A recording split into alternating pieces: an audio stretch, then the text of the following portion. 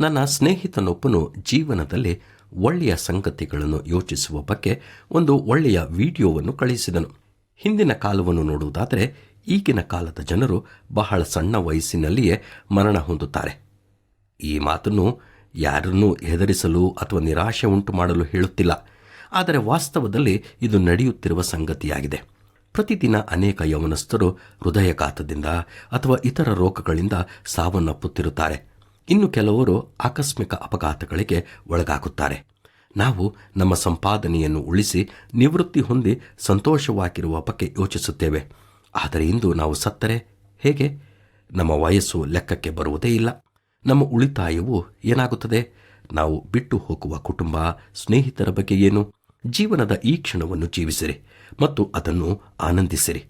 ಯಾವುದಾದರೂ ತಿದ್ದುಪಡಿಗಳನ್ನು ಮಾಡಬೇಕಾದರೆ ಅದನ್ನು ಈ ಹೊತ್ತೇ ಮಾಡಿರಿ, ನಾಳೆಯನ್ನ ಬೇಡಿ. ನೀವು ಯಾರಿಗಾದರೂ ಧನ್ಯವಾದ ಹೇಳುವುದಾದರೆ ಅದನ್ನು ತಪ್ಪದೆ ಈ ಕ್ಷಣವೇ ಹೇಳಿರಿ.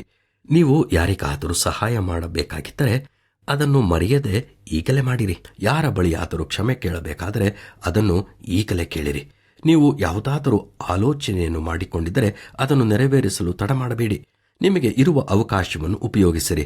ನಂತರ ಯೋಚಿಸಿದರೆ ಪ್ರಯೋಜನವಿಲ್ಲ. ಎಲ್ಲರೊಂದಿಗೆ ಸಮಾಧಾನದಿಂದಿರಿ. ಎಲ್ಲರ ಜೊತೆ ಸಂತೋಷವಾಗಿರಿ.